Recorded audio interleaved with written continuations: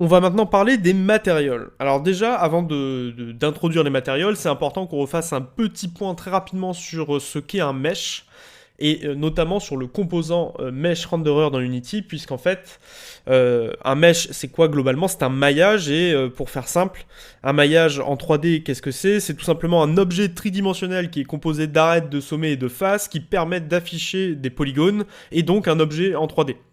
Et sur ce fameux objet en 3D, on va pouvoir y appliquer des textures, et ces textures-là, elles passent par l'intermédiaire d'un matériel. Donc typiquement, là, comme vous pouvez le voir, on a créé notre cube, et par défaut, lorsqu'on ouvre le composant Mesh Renderer, on a l'onglet Matériel, et par défaut, en fait, c'est juste un matériel vide, c'est une couleur de type grise comme ceci. Mais nous, ce qu'on va faire, c'est qu'on va tout simplement créer un nouveau matériel pour voir un peu comment ça fonctionne. Alors, ce que je vous conseille de faire, c'est d'organiser déjà assez bien notre projet en créant tout de suite un nouveau fichier qu'on va appeler donc Material. Hop. Après, d'un point de vue organisation, on pourrait même aller plus loin et sous-classifier soit par scène, soit par type d'objet les différents matériaux, où est-ce qu'on va les ranger. Mais là, peu importe, je vais juste créer un matériel ici. Donc c'est simple, je vais dans ma fenêtre projet, clic droit, Create Material. Et là, je vais l'appeler Red Cube parce qu'on va on va juste faire en sorte que le cube soit rouge. Donc un matériel, qu'est-ce que c'est? C'est ce qui permet d'afficher la texture de notre objet 3D. Donc sur le mesh, sur le fameux maillage. Euh, Nous avons différentes options. Et typiquement, pour modifier la couleur, ça va être ici. Moi, je vais faire en sorte que ce matériel-là soit tout rouge. Donc, je vais mettre la couleur rouge à fond.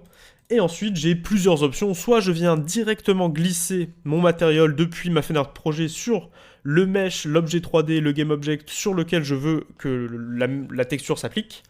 Soit je clique sur mon cube, je vais dans le composant Mesh Renderer et je viens glisser Red Cube directement là à la place. Voilà.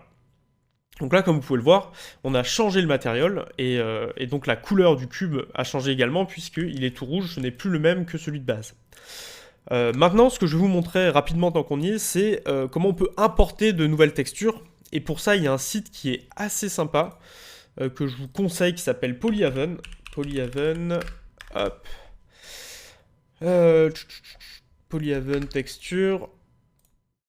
Je vais prendre une texture de type bois classique. Hop. Je vais venir la télécharger en 2K, ce sera largement suffisant. Donc je mets 2K download. Voilà, je vais l'ouvrir, l'extraire. Et moi, ce qui m'intéresse, c'est pas le fichier Blender, c'est juste ça, là, les textures. Donc ce que je vais faire, c'est que je vais revenir sur mon projet Unity. Je vais mettre juste à côté, hop, ceci, et je vais venir glisser tout simplement le fichier des textures à l'intérieur de ma fenêtre de projet. Voilà. Alors maintenant, qu'est-ce qu'on va faire? C'est qu'on on va tout simplement créer un nouveau matériel que je vais appeler bois cette fois-ci. Je vais l'appeler bois. Et en fait, comme vous pouvez le voir, il y a différents inputs. Donc les inputs, c'est des choses sur lesquelles on peut avoir un effet, nous, en tant que développeur. Et on va pouvoir venir glisser typiquement dans la base map la texture qui permet d'afficher donc tout simplement l'image du bois. Donc là, dans notre situation, c'est cette image-là. Donc je viens la glisser dans la base map. Et là, vous allez voir que déjà, si je glisse ce nouveau matériel sur mon cube, j'ai un cube en bois, tout simplement. Alors, comme vous pouvez le voir, le fichier de texture nous a été fourni avec d'autres éléments. Alors ça, c'est une displacement map, on n'en a pas vraiment besoin. Donc ça, typiquement, vous pourrez venir me voir si vous avez des questions plus précises sur qu'est-ce que je peux utiliser ou non en fonction des textures que j'ai téléchargées.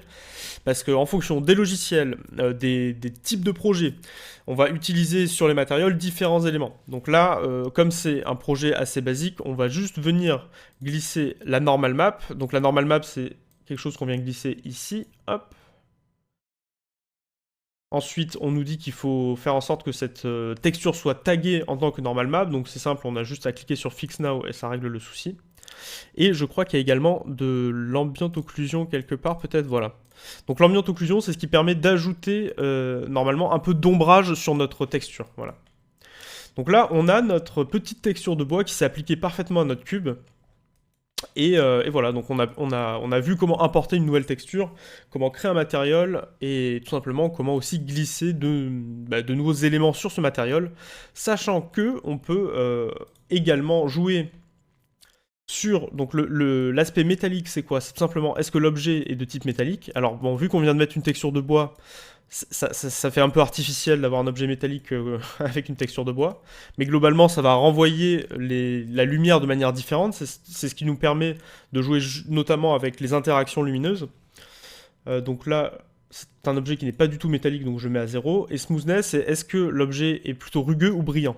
Rugueux, comme vous pouvez le voir, c'est quand on met à 0, donc là il y a très peu d'accroche de lumière, alors que si je le mets brillant à fond, la lumière va être énormément reflétée à l'intérieur. Donc ça, c'est plein de petits paramètres sur lesquels on va pouvoir jouer pour améliorer l'aspect graphique et surtout on va dire le réalisme de certaines textures de nos objets en 3D. Et c'est surtout quelque chose que d'un point de vue artistique, on va pouvoir essayer de modifier pour donner un style et une patte profonde à la direction artistique qu'on veut instaurer pour notre projet. Voilà, globalement, pour les matériaux.